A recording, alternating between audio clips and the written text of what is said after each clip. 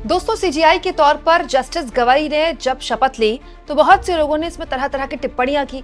बहुत से लोगों ने कहा कि जस्टिस गवाई का कार्यकाल बहुत छोटा रहने वाला है, लेकिन जिस तरह के तेज तर्रार जस्टिस गवाई का अब तक का कार्यकाल रहा है सुप्रीम कोर्ट के जज के तौर पर, बहुत से लोगों ने यह भी कहा कि कार्यकाल भले ही छोटा होगा लेकिन सरकार के लिए कई चुनौतियां ला सकता है। दोस्तों, चुनौतियां कैसी होंगी ये तो आने वाला वक्त बताएगा, लेकिन अपने पहले आदेश में, जी हाँ, सीजीआई के तौर पर अपने पहले फैसले में उन्होंने बीजेपी के एक दिग्गज नेता और मोदी जी की कैबिनेट के पूर्व मंत्री को क्लीन बोल्ड कर दिया है।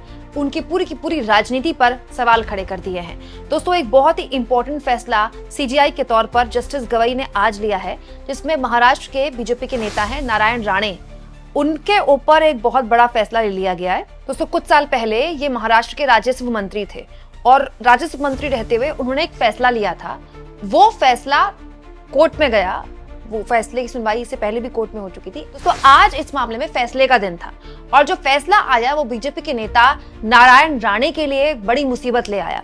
दोस्तों, इस फैसले में राणे पर आरोप है कि उन्होंने अपने करीबी बिल्डर को पुणे जिले की वन विभाग की 30 एकड़ जमीन दे दी। दोस्तों, ये जो जमीन थी, इस फैसले में इस जमीन को वापस से सीजीआई ने अपने फैसले में वन विभाग को दे दिया है और न केवल वन विभाग को दिया है बल्कि बहुत ही गंभीर टिप्पणी की है। दोस्तों, इस जमीन में वन विभाग को वापस करते हुए जो सीजीआई ने बातें बोली हैं वो न केवल महाराष्ट्र बल्कि देश भर में लागू होती है।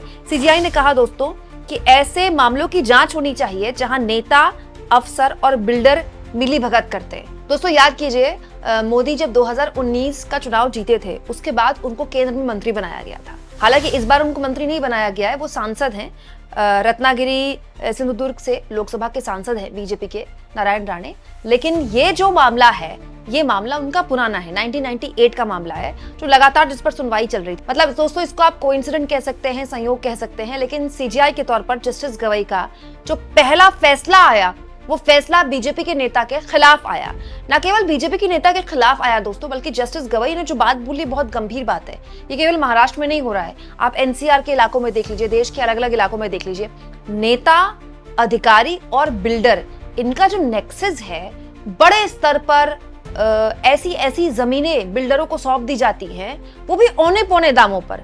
उसमें किसको कितना मिलता है ऊपर से लेकर नीचे तक मुझे आपको बताने की जरूरत नहीं है, लेकिन कई बार वो जमीनें वन विभाग की होती है, कई बार वो जमीनें सरकारी जमीनें भी होती हैं। और यही जो नेक्सस है, इस नेक्सस पर ही सीजीआई गवाई ने आज कड़ी फटकार लगाई। यहाँ मैं आपको एक और बात बता दूं दोस्तों, सीजीआई ने यह भी कहा कि वन विभाग द्वारा पुणे में 30 एकड़ जमीन एक बिल्डर को देने का फैसला इस बात का ज्वलंत उदाहरण है कि किस तरह राजनेता और प्रशासनिक अधिकारी निजी बिल्डरों के साथ मिलकर काम करते हैं।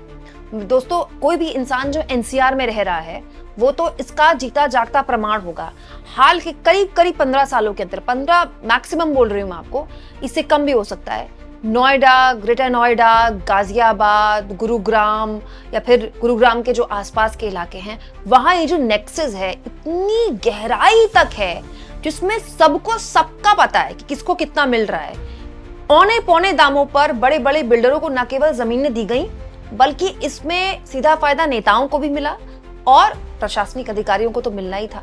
बकायदा सरकारी अथॉरिटीज द्वारा इस तरह के फैसले लिए जाते हैं और इसमें राजनीतिक दलों की पूरी भागीदारी होती है। अब दिक्कत ये दोस्तों, इस नेक्सस के खिलाफ बोलेगा कौन? क्योंकि यहाँ जिन पर आरोप लग रहे हैं वो खुद ही, उन पर ही जिम्मेदारी होती है कि वो जांच करें। तो इसीलिए क्योंकि ये मामला कोर्ट में गया, लंबे वक्त से इस पर सुनवाई हो रही थी, आज सीजीआई ने इस पर फैसला दिया।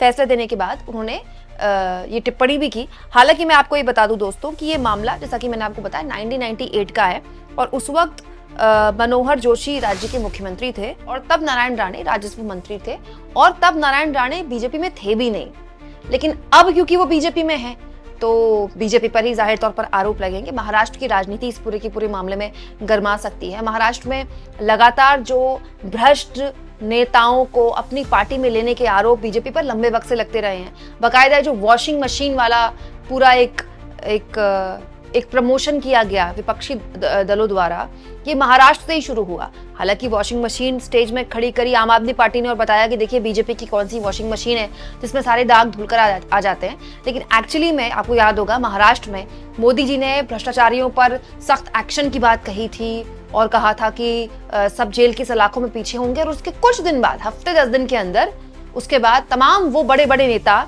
या तो एनडीए सरकार में डिप्टी सीएम बन गए या फिर वो अपनी अपनी पार्टियां तोड़कर एनडीए में उन्होंने सरकार बना ली, जिन पर गंभीर भ्रष्टाचार के आरोप खुद बीजेपी लगाती थी, मोदी जी लगाते थे और देवेंद्र फडणवीस तो चक्की पीसिंग करवाते थे उनको।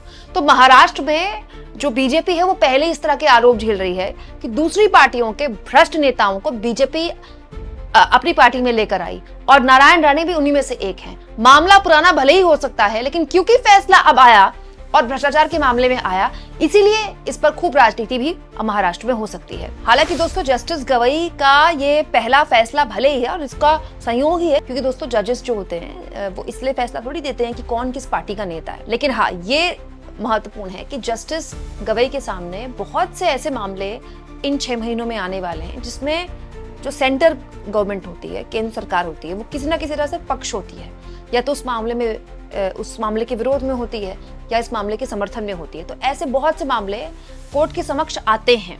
तो जस्टिस गवई उनमें क्या रुख रखते हैं, ये इसलिए देखना दिलचस्प होगा क्योंकि हाल के सालों में हमने बहुत से ऐसे क्रांतिकारी जजेस देखे हैं। जैसे पूर्व सीजीआई डीवाई चंद्रचूड़ को लेकर बड़ी बड़ी बातें बोली जाती थी, खासतौर पर तब जब उन्होंने इलेक्टोरल बॉन्ड को असंवैधानिक करार दिया।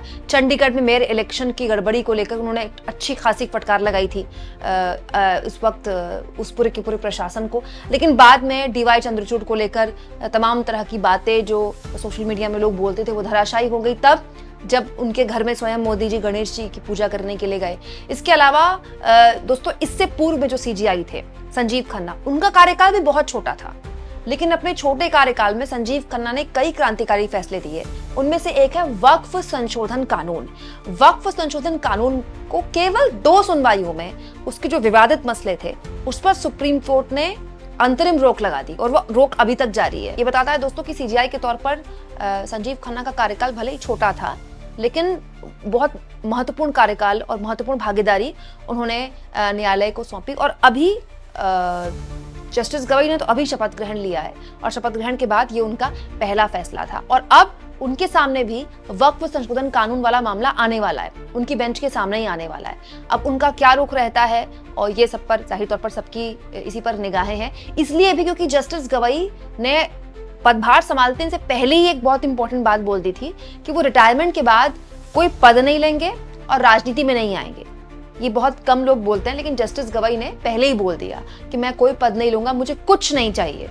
और जस्टिस गवई एक बहुत ही सामान्य परिवार से आए हुए हैं दोस्तों। एक प्राइमरी स्कूल में पढ़ाई करके जस्टिस गवई यहाँ तक पहुंचे हैं। देश के पहले बौद्ध धर्म को मानने वाले जस्टिस हैं जस्टिस गवई। और दोस्तों देश में दूसरा ये ऐसा मामला है जब कोई दलित समुदाय की जस्टिस सीजीआई बने हो। तो जस्टिस गवई के पूरे 6 महीने के छोटे कार्यकाल पर नजर सबकी रहेगी, क्योंकि बहुत से इंपॉर्टेंट मसले जस्टिस गवई की बेंच के सामने आने वाले हैं। आपको क्या लगता है दोस्तों, जिस तरह से अपने पहले फैसले में ही उन्होंने बीजेपी के एक दिग्गज नेता नारायण राणे, जिनके बेटे इस वक्त एनडीए सरकार जो है ना महाराष्ट्र में, उसमें मंत्री बने हुए हैं, नारायण राणे के बेटे इस वक्त मंत्री है फडणवीस सरकार में, उन पर सीधा इतना बड़ा फैसला दे दिया, उनको झटका दे दिया। कमेंट बॉक्स में जरूर लिखें और जितना हो सके दोस्तों चैनल को शेयर करें, सब्सक्राइब करें और थैंक्स और ज्वाइन। दोस्तों ये 2 ऑप्शन हैं जिसके जरिए आर्थिक तौर पर भी आप चैनल के हाथ मजबूत कर सकते हैं।